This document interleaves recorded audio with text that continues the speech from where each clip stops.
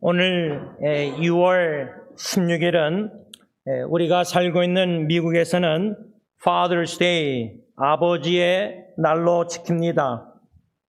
미국에서 아버지의 날은 1910년 워싱턴 주에서 소노라 스마트 도드라는 여자분의 통해서 창립이 되었다고 합니다. 그녀는 전쟁에서 죽은 자기 아버지를 매우 존경했다고 합니다. 그래서 중앙감리교회에서 새롭게 인정된 Mother's Day, 어머니 날에 관한 설교를 들으면서 그녀는 아버지의 역할도 인정받아야 한다고 강하게 느꼈다고 합니다. 그래서 그녀는 스포켄 목회자 연명, 그 워싱턴주 스포켄이라는 그 도시의 목회자 얼라이언스 연맹에 접근해서 자신의 아버지의 생일인 6월 5일을 아버지를 기리는 날로 제안을 했다고 합니다. 그러나 그 목회자 연맹에서는 6월 5일보다 대신 매년 6월 셋째 주 일요일을 선택했다고 합니다. 그래서 첫 번째 First Father's Day, 첫 번째 아버지 날은 1910년 6월 19일 워싱턴주 스포켄이라는 도시에서 셀레브레이션 축하되었다고 합니다. 저는 이 아버지 날을 맞이해서 인도 현진 선교사님 한 분이 Happy Father's Day라는 사진을 우리 교회나 또 원로 목사님 가정에서 후원하는 선교사님들 그 체링룸에 사진을 올렸는데 좀 흥미로웠던 거는 아버지들이라는 한국말을 영어로 fathers, F-A-T-H-E-R-S 요 단어 하나하나를 이렇게 문구가 써 있는데 예를 들자면 father의 아빠의 F라는 첫째 단어를 우리 아버지는 faithful, 아버지들 축하하면서 우리 아버지들은 신실하십니다. 이렇게 아주 재미있게 단어를 풀었는데 father은 faithful, 아버지는 신실합니다. 두 번째로 A는 always there, 아버지는 항상 거기에 계십니다. T는 trustworthy, 아버지는 신뢰할 수 있습니다. H, 아버지는 honoring, 기립니다, 공경합니다. 또 E, ever loving, 아버지는 무조건적으로 사랑하십니다. R, righteous, 아버지는 의로우십니다. 마지막 S는 supportive, 아버지는 지원을 아끼지 않으십니다. 후원을. 참 이렇게 fathers라는 단어를, 아버지들이란 영어 단어를 이렇게 풀었는데 저는 이 7가지 아버지에 대한 이 fathers라는 단어의 적용을 생각하면서 특별히 두 번째 always there, 아버지는 항상 거기에 계십니다. 이 문구가 좀 마음에 다가왔습니다. 왜냐하면 지난주에 제가 오렌지 카운티에서 만난 두 형제 자매를 생각할 때 한 형제는 아버지가 항상 거기 자기 성장기에 자라날 때 계시지 않았습니다. 또 금요일 날 만난 형제도 그 당시 아마 1970년도 제 기억으로는 아버지들이 사우디아라비아나 딴 나라 가서 일을 노동을 하실 수밖에 없었습니다. 멀리 떨어져 계시는 아버지. 그래서 자녀들이 성장기에 엄마에게서 싱글멈처럼 자라났기 때문에 아버지의 부재, 아버지가 항상 있지 않았습니다. 그래서 어떤 형제는 아버지에게 정이 없다고 합니다. 정이 안 간다고 합니다. 그래서 제가 솔직히 물어봤습니다. 그러면 당신은 아버지를 용서하셨습니까? 그랬더니 가정이니까 아버지를 용서해서 섬기지만 지금도 마음에 그 쓰라림, 원망, 불평이 없지 않아 있다고 합니다. 이러한 아버지 날을 맞이하기 앞서 이 형제 한 4명을 만나는 가운데 아버지가 항상 있었으면 좋았는데 우리 곁에 내 곁에 계시지 않았다는 것입니다. 여러분, 아버지들의 입장에서는 사우디아라비아 딴 나라 가서 참 노동을 해서라도 가정을 부양하고 먹여 살리기 위해서 희생하는 아버지, 그런데 자녀들이 이해합니까? 자녀들이 이해를 받기 원하지 아버지를 이해하려고 노력합니까? 사춘기 때 어릴 때는 스라린과 비르니스 뭔가 있을지라도, 그런데 놀라운 건요, 그 만나 형제 중에 저랑 뭐 1살 차이밖에 안 나는데 56살인데 그런데도 아버지가 참 용서가 안 되는 겁니다. 제가 볼 때는. 왜냐하면 아버지가 지금도 자기 앞에서 내가 너를 위해서 얼마나 희생을 했는데, 그렇게 얘기하면은 아들 입장에서는 아버지가 자기의 righteousness, 자기 잘한 것만, 자꾸만 자기 의만 드러내신다는 거예요. 마치 바리새인처럼. 이 목사님 아들이었거든요. 제가 고옥하는 목사님 돌아가시고 나서 장례식 그 기사를 읽으면서 그 아드님인지 첫째 아드님인지 아버지와 찍은 사진이 한 장도 없다는 걸 듣고 참 그 당시 목회의 가정을, 사역을 감당 못하고 목회에만 헌신하는 가운데 자녀들의 상처가 깊습니다. 이러한 현실 속에서 아버지 날을 기념한다는 것은 쉽지 않습니다. 그런데 제가 지난 4월 달에 인도에 수련회 가서 한 사역자 남편분은 오셨는데 부인 사역자 자매님이 큰 고통 가운데 참석하지 못하고, 그래도 남편과 멀리 버스 타고 어떻게 와가지고 시스터 집에 있어서 수련회를 다 마치고 그 남편의 인도함 따라 모든 분들이 그 가정에, 그 여동생 집에 다 찾아갔습니다. 그래서 동그랗게 그 거실 같은 데서 바닥은 이래 세면 바닥인데 소파도 있고 서 있고 그랬는데, 함께 기도 제목을 받고 다 같이 통성기도 했는데 주원 선교사님이 기도 끝나고 저보러 마무리 기도를 좀 해달라고 해서 제가 마무리 기도를 하고 이제 눈을 떴는데 그 선교사님, 현지인 선교사님이 그 세멘트 바닥에 무릎을 꿇고 기도했는데 눈물을 흘렸더라고요. 그런데 제가 그 여자 선교사님, 현지인 인도 선교사님 페이스북 친구인데 스토리에 떠나신 아버지의 사진과 글을 자주 올리는 걸 봤어요. 이 여선교사님 따님이 아버님을 매우 그리워하는구나. 왜냐하면 그 따님의 입장에서는 그 돌아가신 아버지가 하나님의 사람, a man of God, 지대한 영향을 끼쳤기 때문입니다. 그래서 제가 나중에 미국에 돌아와서 그 여자 선교사님, 현진 인도 선교사님과 그 선교사님이 사랑하는 아버지를 생각하면서 이런 글을 쓰면서 제 자신에게도 반영하고 적용해 보았습니다. 한 5가지를 썼습니다.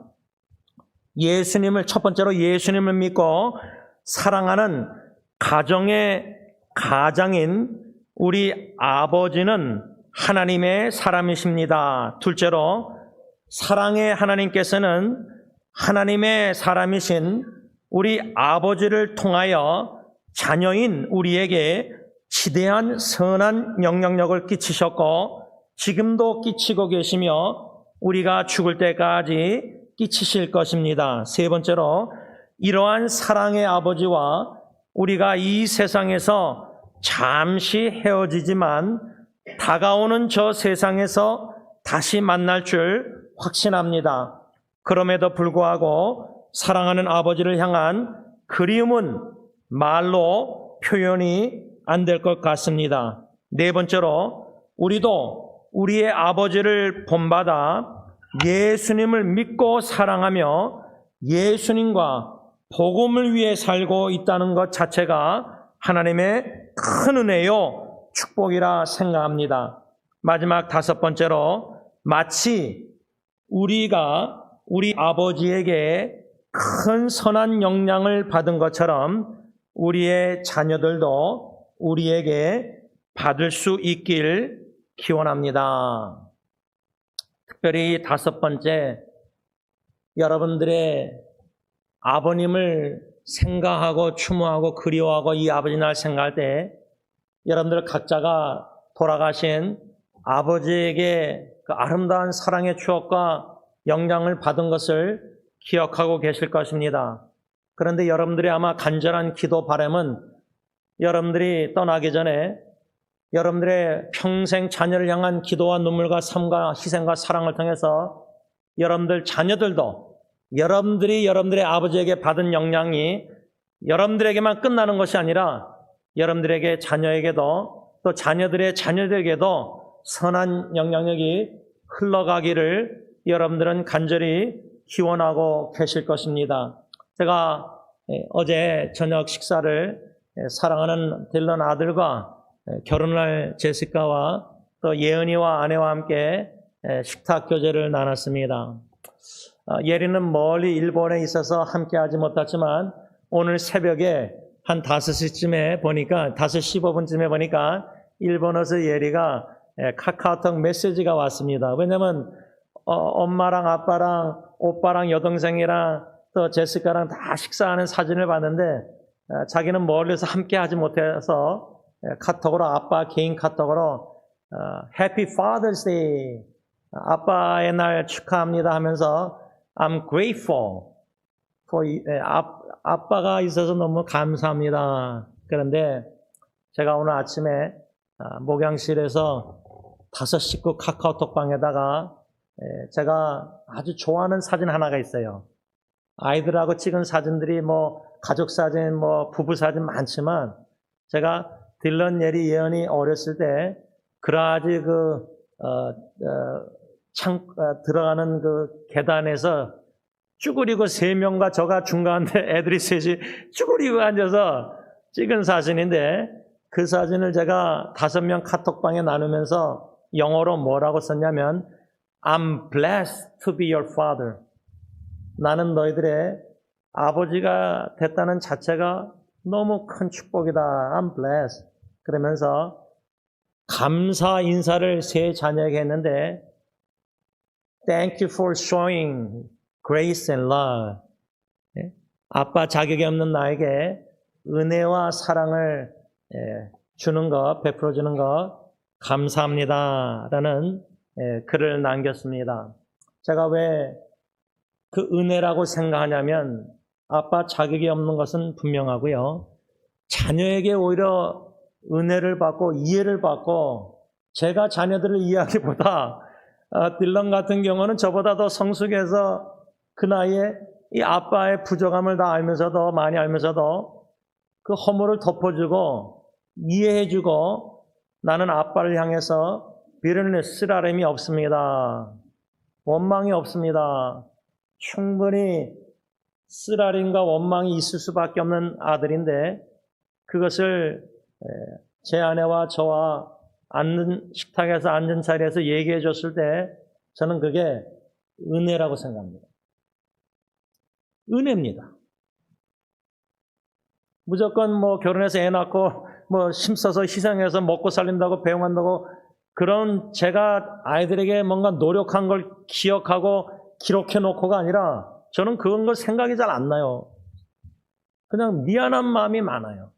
또 감사하는 마음이 많아요. 그런 가운데 제가 아내에게 사랑의 귀한 책망을 받았는데 참 제가 부족한 게 뭐냐면 딜런과 제시카가 결혼하기 앞서서 아들이 사랑하는 자매니까 저도 사랑하려고 노력했는데 그보다 그 커플 앞에서 제가 제 아내를 얼마나 사랑하는지를 보여줬어야 되는데 그러니까 딜런이나 제시카 입장에서 내 아빠와 앞으로 미래의 내 시아버지가 미래의 시어머니 엄마를 사랑하는 모습을 더 보고 싶은데 근데 그 커플 앞에서 오히려 딜런 결혼할 자매를 더 음식 먹을 때도 챙겨주고 신경 쓰는 이런 모습이 얼마나 부족한지를 몰랐습니다.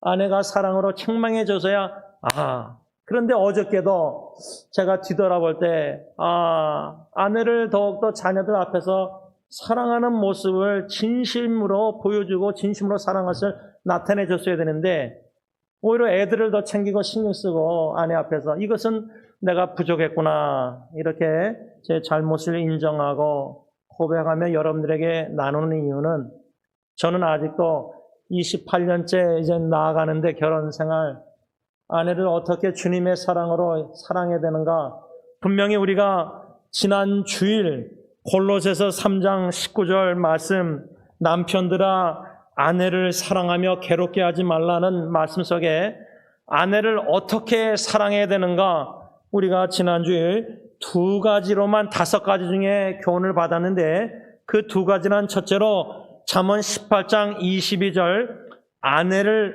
얻는 자는 복을 얻고 여호와께 은총을 받은 자니라 이 말씀에 근거해서 아내를 어떻게 사랑해야 되느냐 복덩이로 여겨야 된다. 축복. She's my blessing. 내 아내는 나의 제일 큰 축복이다. 예수님 다음으로 제일 큰 축복은 아내다. 자녀들이 아니다. 어저께 예은이가 막둥이 캐리스가 어릴 때부터 아마 제가 그렇게 얘기했었는지 제가 한 몇 주 전에도 EM 예배 끝나고 여기서 다 식사할 때 제가 EM 전도사님이나 청년들 앞에서 I don't need my children. I only need my wife. 나는 내 아내만 있으면 된다. 내 자녀들은 필요 없다. 그러니까 한 자매가 졸던 와이프가 와 목사님의 자녀들은 너무 행복하겠대요. 그 의미가 뭔지 잘 모르겠는데 아이들도 엄마 아빠 때문에 무거운 짐이 될 수 있잖아요. 그런데 아버지가 자녀들은 필요 없고 아내만 있으면 된다. 그 강아지도 좀 필요 없는데 안 데리고 가니까 여러분 그럼에도 불구하고 저는 하나님이 주신 세 자녀 선물 하나님이 주신 은혜 가운데 지혜 가운데 18살 되면 대학교 가면 독립시키되 재정은 독립 안 돼도 떠나보내야 된다. 품고 있으면 안 된다. 품고 있으면요 나중에 얘네들이 장성해서 결혼해서 마마 보이든지 엄마만 치마 보고 있으면 아빠만 이렇게 하면은 부부관계가 얼마나 힘들어하는지 몰라요. 제 주위에 지금 그런 형제가 있어요. 너무 힘들어해요. 부부관계. 왜냐하면 아내가 너무 친정 식구하고 너무 가까우니까 부모가 장인 장모님이 여러분 이런 가정의 사역에 있어서 무엇을 어떻게 해야 되는지 너무 모르겠는데 수많은 원리 중에 우리가 5가지 원리만 배우는데도 남편들이 아내 사랑하는 방법 그 중에 하나가 잠언 18장 22절 하나님께 받은 은총 좀 더 달리 말하면 내 아내가 나에게 주신 하나님의 복덩이로 얘기할 때 은혜 선물은 내가 남편으로서 지금도 자격이 없고 아내를 어떻게 사랑할지 모르는데 그리스도가 교회를 사랑하듯이 근데 그리스도가 교회를 어떻게 얼마나 사랑하는지도 잘 모르는데 아는 만큼도 깨닫는 만큼도 실천을 못하고 있는데 자꾸만 실수하고 실패하는데 그런 와중에도 하나님이 내가 너를 아직도 사랑하노라 은혜의 사랑을 깨달아갈 때 내 마음에 감사가 넘치면요 어떻게 아내를 복덩이로 여기고 여호와께 받은 은총 은혜로 여기지 않을 수가 있겠습니까? 그저 감사하고 저는 미안한 마음도 많습니다. 아내를 생각할 때. 둘째로 우리가 지난주일 배운 교훈은 베드로전서 3장 7절 상반절에 남편 된 자들아 이와 같이 지식을 따라 너희 아내와 동거하고 저는 더욱 연약한 그릇이요 또 생명의 은혜를 유업으로 함께 받을 자로 알아 귀히 여기라 아내를 귀히 여기라 이 두 번째 원리 어떻게 아내를 사랑해야 되느냐 아내를 귀하게 precious 보배롭게 귀하게 여기라 우리가 아는 이사야 43장에 하나님이 우리를 보배롭고 존귀 여겨서 사랑하는데 하늘에 계신 하나님 아버지가 내 아내를 그렇게 보배롭고 귀하게 여기는데 내가 무엇이라고 내 아내를 경여기고 업신여기고 있는가? 그 양심의 찔림 안 옵니까? 우리 오지 않습니까? 우리 말로 아내를 귀하게 여깁니까? 아내가 나의 말과 행동으로 내가 참 귀한 사람이다 하고 여길 정도로 내가 그렇게 아내를 사랑합니까? 저는 그걸 잘 못해요. 너무 이게 무식하고 무뚝뚝하고 뭐 분위기에 따뜻하게 말을 어떻게 그런 것도 잘 못하고 고집은 또 세고 안동김실에서. 그러니 뭐 아내를 어떻게 사랑해야 되는지 아내가 저를 통해서 28년 함께 살면서 야, 나는 너무나 내 적어도 남편에게는 자식들은 몰라도 직장에서 동료 누구도 몰라도 내 남편이 나를 진짜 사랑하는구나를 아는데 어느 정도로 참 내 남편이 나를 귀하게 여기는구나. 보배처럼 값진 보물로 여기는구나. 근데 그걸 잘 못해요. 여러분들 보시다시피 저는 귀걸이, 시계, 목걸이, 귀걸이는 죄송합니다. 말이 막 헛나왔네요. 요즘 하기야 전도사 목사도 귀걸이 하지만 문신도 하고 그러나 저는 이게 막 이렇게 시계도 선물 받은 거 귀한 거 비싼 거 이런 걸 몸에 이런 걸 보석 같은 금가락지 이런 걸 전혀 이런 걸 별로 안 좋아해요. 또 이 손가락도 아프고. 그런데 여러분 금을 귀하게 여기는 시대에 아내를 금보다 더 귀하게 여겨라. 보배롭고 귀하게 여겨라. 보물로. 주택복권이 아니라 롤을 해서 돈 많이 그게 따는 게 아니라 아내는 비교가 할 수 없는 거 아니에요. 그것을 지난주에 두 번째로 귀하게 여기라 배웠는데 오늘 나머지 세 번째, 네 번째, 다섯 번째 성경적 원리 남편들은 아내를 사랑하라 할 때 어떻게 살아야 하냐. 세 번째 교훈은 잠언 5장 18절에 보면 너희의 내 샘으로 복되게 하라. 당신이 젊어서 취한 아내를 즐거워하라. 아내를 즐거워하라. 제가 축구를 수요일날 금요일날 이틀 하는데요. 내가 축구를 즐거워하느냐 아내를 즐거워하냐 이렇게 말하면은 이거 얼마나 기분 나빠요. 어떻게 나를 축구하고 비교해요. 아내 입장에서. 그렇죠? 또 여러분들 우리 남편들 좋아하는 스포츠든 다 취미나 활동 좋아하는 거 있잖아요. 스포츠든 내 아내를 주위에 제 장인 어르신도 의사생활 하시면서 유일하게 즐기신 게 골프셨어요. 그래서 집하고 직장하고 교회하고 골프 딱 네 가지예요. 저는 집하고 교회하고 그다음에 운동, 축구하고 YMCA 엮이드는 거 딱 그건데 예를 들자면 아내를 즐거워한다 할 때 막 축구해서 흥분하는 것보다 아내하고 같이 시간 보내는 거 더 즐거워하는가 흥분하는가 예를 들자면 우리 자매님들 좀 용서해 주세요. 제가 우리 남편들에게 설교하면서 이렇게라도 해야지 우리가 이게 좀 더 깨달을 수 있지 않을까 해서 좀 이렇게 비교했는데 여기서 젊었을 때 취한 아내 근데 젊었을 때 아내는 그랬는데 나이가 드니까 아내가 그러면은 미모만 보는 남편들은 아내를 귀하고 즐거워하겠습니까? 안 할 겁니다. 우리 남편들은요, 아내의 품을 항상 족하게 여겨야 된다. 잠언 5장 19절. 우리가 5장 18절에 아내를 즐거워하라 이 교훈을 봤는데 그 다음 절 19절에는 그녀는 여자를 얘기하는데 그녀는 사랑스러운 암사슴 같고 아름다운 암노루 같으니 너는 그녀의 품을 항상 족하게 여기며 그녀의 사랑을 항상 연모하라 이렇게 써 있어요. 여러분 왜 남자들이 바람을 피냐면 어페어 딴 여자를 눈독 들이냐면 아내를 족하게 여기지 않기 때문이에요. 아내의 품을 항상 족하게 여기지 않고 그녀의 사랑을 항상 연모하라 그랬는데 이 말은 captivated by her love 한국말로 말하면 우리 남편들은 아내의 사랑으로 인해서 우리의 마음이 사로잡힌 바 되어야 된다는 거예요. 아내의 사랑의 줄에 매여 있어야 된다는 거예요. 우리 마음이.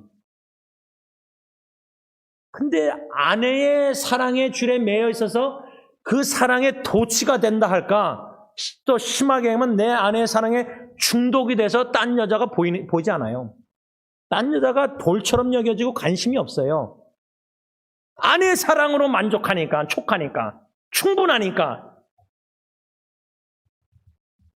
그래서 잠언 말씀 보면요, 이 젊었을 때 아내 취한 아내를 즐거워하고 그녀의 품을 항상 족하게 하고 사랑을 연모하고, 그렇지 않기 때문에 성경 말씀 잠언 5장 16절 17절에 어찌하여 너희는 샘물을 집 밖으로 넘치게 하겠으며 내 도랑물을 거리로 흘러가게 하겠느냐. 그 물로 내게만 있게 하고 타인으로 더불어 그것을 나누지 말라. 어느 남편이 자기 부인을 딴 남자하고 스와이핑 바꿔가지고 그렇게 나눠요, 아내를. 근데 지금 세상에 그렇잖아요. 이런 죄를 범하고 있잖아요. 아니, 남자가 한 여인을 하나님의 주권 속에서 만나서 평생 결혼해서 살면은 그녀의 사랑으로 만족하고 족하고 항상 연모하면은, 그래서 어떤 남편들은 사별하고요. 많은 신앙인들이 소수지만 결혼 재혼 안 합니다.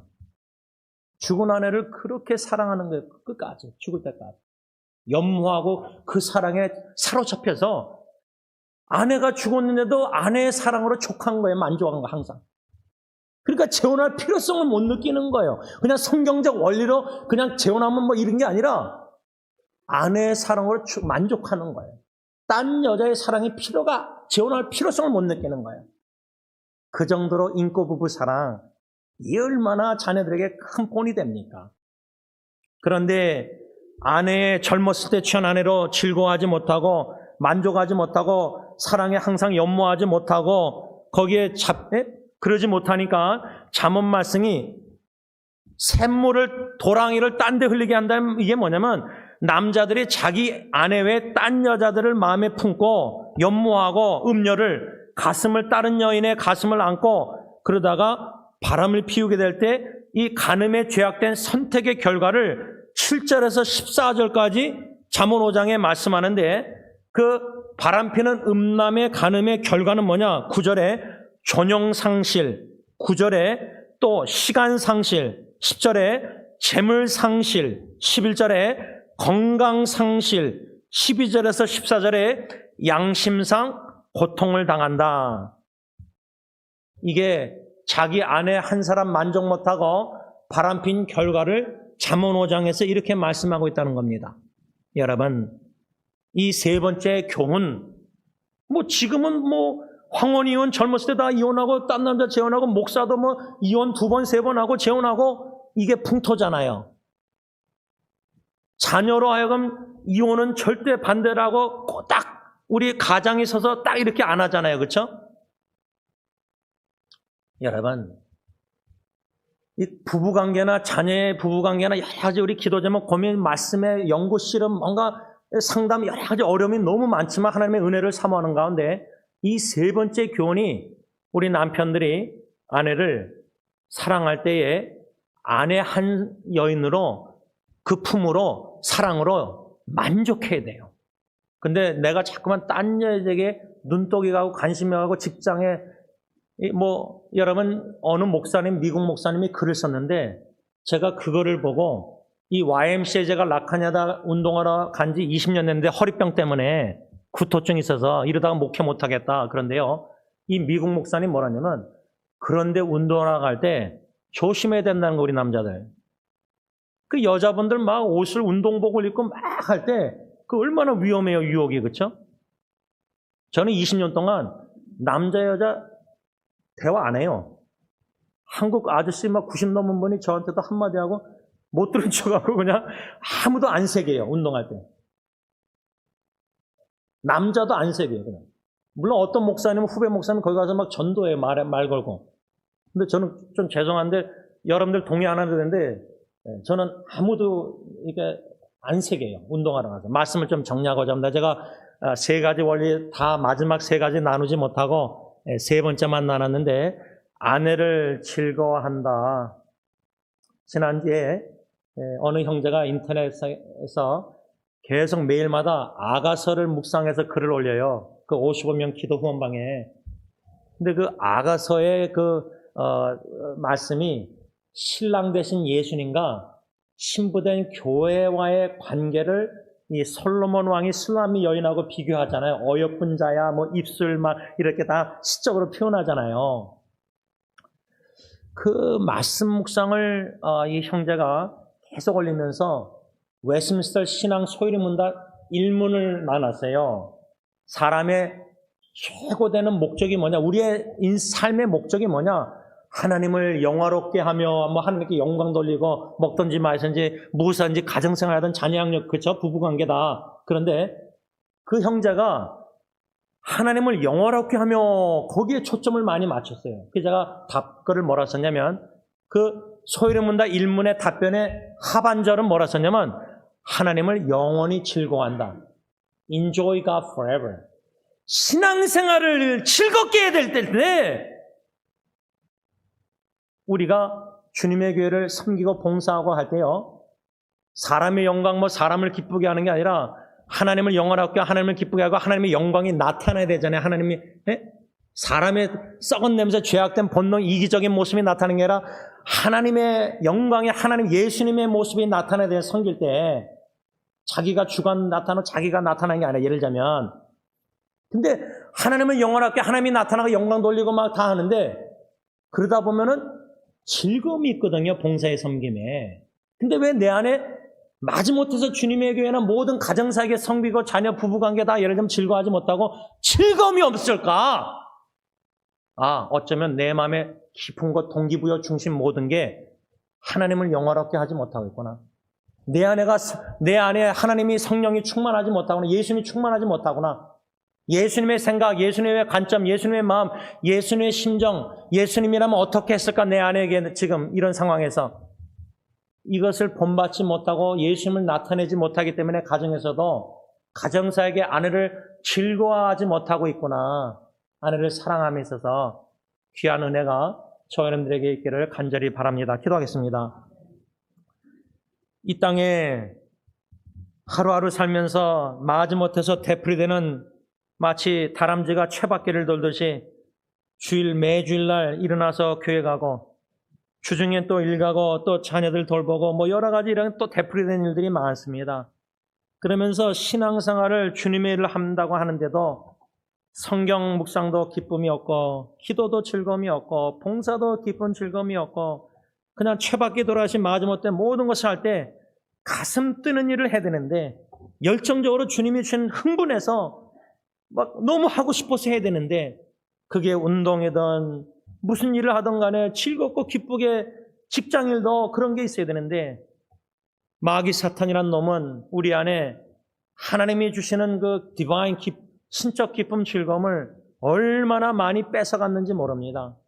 가정에서 아내하고 식사할 때 즐거운가 자녀들하고 식사하는 게 즐거운가 그냥 식사하는 것만 시간 보내는 것만 해도 같이 즐기는 게 무엇인가 더 나아가서 그거보다 과연 나는 내 아내를 즐거워하는가 28년 전이나 지금이나 죽을 때까지 아내 한 사람으로 만족하고 항상 그녀의 사랑의 품을 연모하고 captivated by her love 그녀의 저를 향한 사랑이 얼마나 크고 감사하고 많은지 그 사랑에 우리가 아내의 사랑에 만족하고 자족해서 심지어 아내가 먼저 떠난다 할지라도 그냥 그 사랑에 족하니까 그 사랑에 충만해서 그 사랑으로 홀로서라도 자녀를 기도하고 희생하고 섬기고 무조건적으로 자녀 사랑을 계산적으로 내가 너를 위해서 얼마나 희생했는데 네가 이러냐 이게 아니라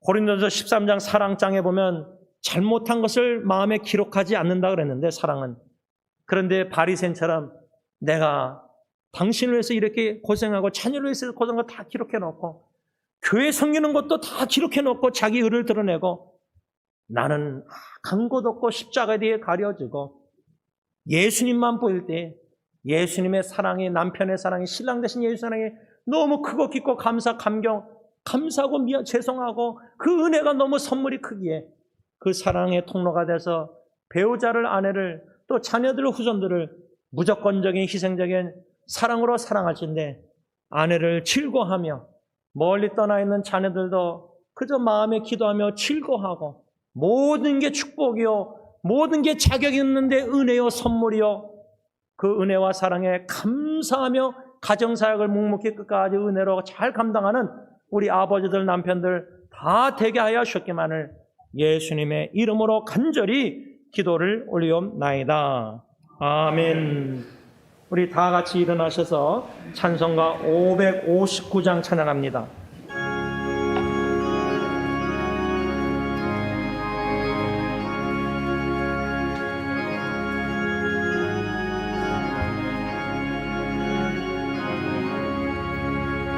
사천의 봄바람 불어일고 하나님 아버지 모셨으니 믿음의 반석도 든든하다.